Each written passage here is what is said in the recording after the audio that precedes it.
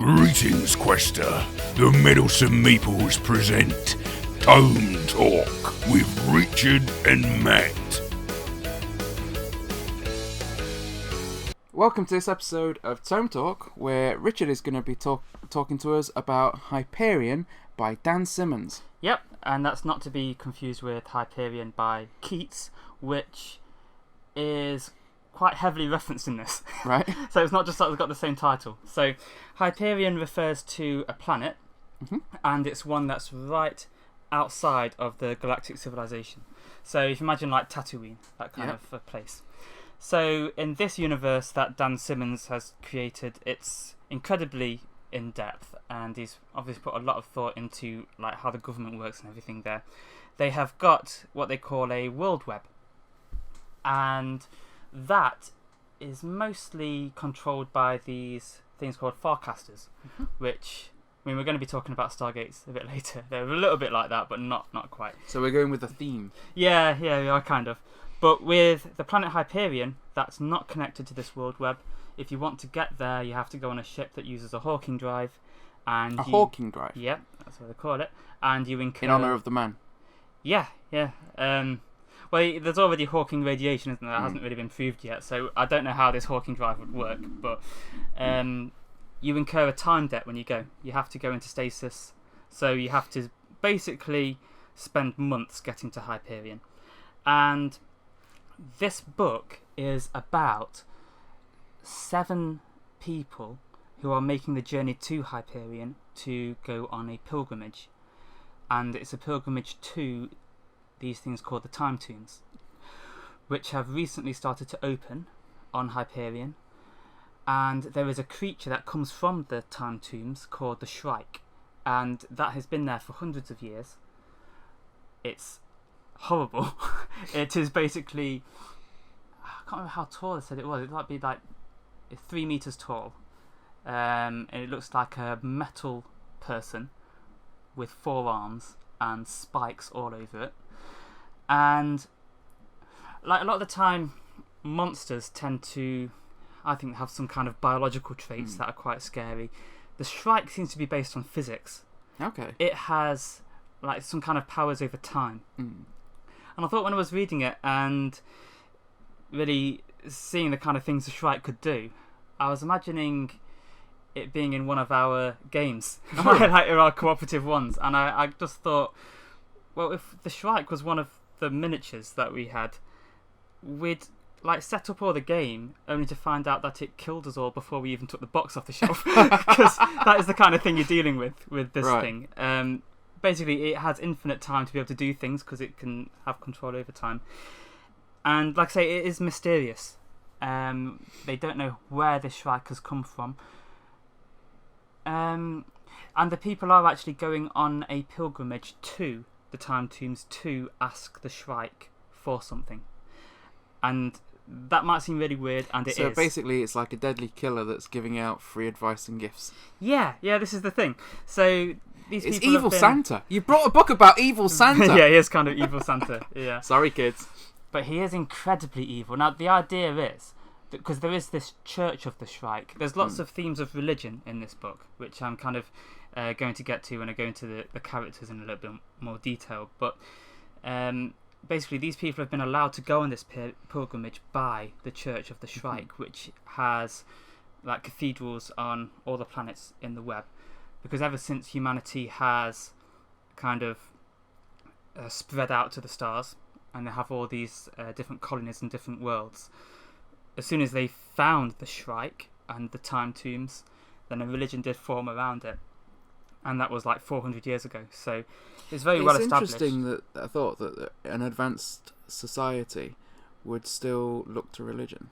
Yeah, and that's the thing. That's one of the themes that really does come out in this book, because typically when we think about science fiction, we think about futuristic races, high intellect. Religion is very rarely part of it. I mean, there are times where we go to like certain species in Star Trek. The Klingons can be quite religious in their own way, can't they? Or spiritual, perhaps, is probably the better way of defining that. But you don't find that so much in the humans, do you? No, the human societies seem to have moved away. I mean, the Bajorans are probably Yeah. the most religious that we could think But of. their But gods they're are right also there. like, yeah, they're kind of like the least advanced in a lot of ways to the other species. Yeah. But then it tends to be more the alien races, and okay, again, when we're thinking about Star Trek, not Star Trek, Stargate, which we're going to be talking about in Tiny Meeples' Big Talk. Yeah, a lot of religion there. A lot of religion in there, typically in a very negative light, in the sense of Yeah, well, they keep calling deceit them carried out, false because you've gods. because you've got the Goa'uld, who are obviously impersonating various deities, but then you've also got some of the ones worshipped by the other races who are taking the role of good gods from Earth, aren't they? That are there to protect and help and guide people. So it's always quite interesting when you get, to me anyway, when you get like this religious dynamic of within a futuristic species. This is the thing, yeah. I mean, I've got the Fall of Hyperion here as well, and it's just what is it? It says, here is a superb vision of future technology and ancient religions, of scientific revelation and timeless mystery. And that really, I liked that. I haven't read this one yet. Nice expression. Yeah, but that really sums up the first book as well, incredibly well. Because it's quite nice when you see like the future technology is merged with the beliefs of the past. Yeah, that's it. And it's not just religions of the past, although they are in there. Obviously, the Shrike was so baffling when the humans found it, that it's obvious that a religion would form around it. Now they're called the Church of the Shrike, but they don't really like to be called that. They are called the Church of the Final Atonement, and they have this idea. That sounds nice. I know. Well, they sound jolly. Well, they're worshipping like what they call the Lord of Pain, which is what their other name for the Shrike. They also call it we're into the Avatar. Warhammer territory now, are we? Yeah, and it is that kind of scary as well. And so obviously there is that religion, so that's the new one, but two of the characters are quite religious as well, of the 7 that are on this pilgrimage. One of them is a Catholic priest, and he has had to deal with his fears of the church kind of collapsing. His church, you mean? The Catholic church? The Catholic, yeah, because obviously, like you were saying, as humankind becomes more advanced and gone to different worlds, religion becomes less relevant. And it's got those kind of worries. And another character is Jewish, and he hasn't been all that religious for most of his life, but he starts getting these visions of, well, I don't want to, this happens near the beginning of his tale, but so it's not really a spoiler, but he has this vision of the Shrike telling him to bring his daughter to Hyperion to offer her as a burnt offering. Like, it's similar to Abraham, you know. So he starts really thinking about religion loads at that point, and that's the as you would. That is the kind of rubbish that this Shrike gets up to. It is a terrifying, not just in a physical way, but it will mess with people psychologically as well. And yeah, basically, it's a lot like. Well, I know it's very obvious that Dan Simmons wrote this as being a sci-fi Canterbury Tales, basically. So they're on this pilgrimage, and on the way they are telling their stories about how they, like, the reasons why they are personally going on this pilgrimage. Basically, out of all the applicants in the galaxy, they are the 7 people that have been picked by the Church of the Shrike to be able to go on this journey. They can't land. Do they right next travel to it. together then, or is it charting like separate? No, it's when they are together. I mean, they meet on this first day, and they're like, "Oh, so we're the 7 that have been picked." So it has to be a prime number, apparently. So, they are just kind of trying to decide how they're going to get along while they make this journey of a few days, and they have a vote about whether or not they should tell their stories. And a few of them kind of get voted out. It ends up with them being they are going to tell the stories, and then they kind of draw lots for the numbers. So it ends up being Father Hoyt, the Catholic priest, who goes first, and his story is pretty horrifying. It is basically a horror story, and I mean, I read this when I was quite a bit younger, and it was almost too much for me, that one. It was very much about, it's a very Catholic story about like faith and pain, and would you say that when you say it's a very Catholic story, would you think that listeners who maybe aren't interested in, because obviously religion's quite a divisive subject, you know, some people won't be interested in religion, would you say that if you were very secularly minded that you would still enjoy this book for the story that it's telling? Oh, definitely, yeah, because it's only 2. Well, that's the only one out of the there's supposed to be 7 stories really, but there ends up being only 6 just for circumstances. So there's basically, this is like 6 novellas rather than, and then they're kind of put together into one novel with a framing device. So it's only 1 out of those. Yeah. And it is a fascinating story, that first one. I'm just saying that it is. It's just the themes are very much. They just seem very Catholic. I suppose me, that's to be expected, think. though. If he's writing, if one of the characters is a Catholic priest, that is going to come through in his story. Yeah, that's it. Basically just the themes. You have to really try and think of a way to explain it without kind of giving away any spoilers. But and that one is actually written in the first person. Now they do alternate, so that one's on the first person. The next one is General Cassard. I'm thinking about it, actually, he's a Muslim, I think, or was from a Muslim background, but he's not religious as well, so that doesn't really come through. Not so much. His story is one of like interstellar warfare,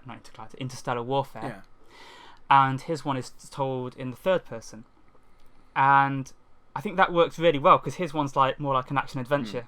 It's still pretty scary. Not as bad as Father Hoyt's one, but and that one is brilliant. And when you say Interstellar, are these characters all from Earth, or are they from various Earth colonies, would you say? Most various Earth colonies. There's only one character that can claim to be from Earth. The other characters don't really believe him because apparently Earth has been dead for hundreds of years. But okay, that was probably something I should have known before we... Well... It comes out slightly. I haven't researched this book at all. I'm just relying purely on Richard's storytelling. That's But I mean, there's a reason why I didn't particularly mention that, and that's because it's only ever kind of alluded to a little bit in the book. Right. So that's the main thing. They're mostly from all over the place. Obviously, during the time of the book, they're all on Hyperion, making this journey, but their stories go all over the galaxy. And so the first one was about the priest. The second one, it's about the soldier, general. And then the other ones, I don't want to just kind of list them, but one of them is like a murder mystery. One of them, the story of Sol Weintraub, the Jewish man who's a lecturer at university. That one is incredibly sad, and it's almost too sad. That one, it's mostly about his daughter, and it's just that these different stories seem to be different genres. So that's why I think this is such a fascinating book, because if one of the stories doesn't particularly appeal to you, and some of them I did find a little bit hard to get through, because they are incredibly detailed, and it's a long book. And these stories are substantial, and they do stick with just the one story just for a while, and then it's not like a lot of novels tend to jump around between scenes, don't they? Whereas this one, it sticks with one, and then that's done, and then the next person starts telling their stories. It's kind of like several books in one, really. And it is. Genres. So in a way, that's interesting because that means there's probably going to be something there for everybody. There is, and it is worth getting through it all because you do learn a little bit more about the Shrike each time. Because every one of them, they have a reason for going to this planet, and it's hard to imagine why anybody would go on this pilgrimage, because basically the mythology is the Shrike will grant one of them a wish, and he'll kill the others, kill all the others.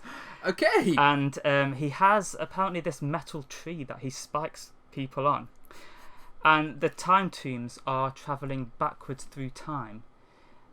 So basically, it's already happened. It just hasn't happened for them yet. So it's basically their fate is already sealed, and it is. It's just an incredibly interesting book. You're never going to really understand what this creature is, how it does what it does, what the time tombs are, things like that. You just have to accept that.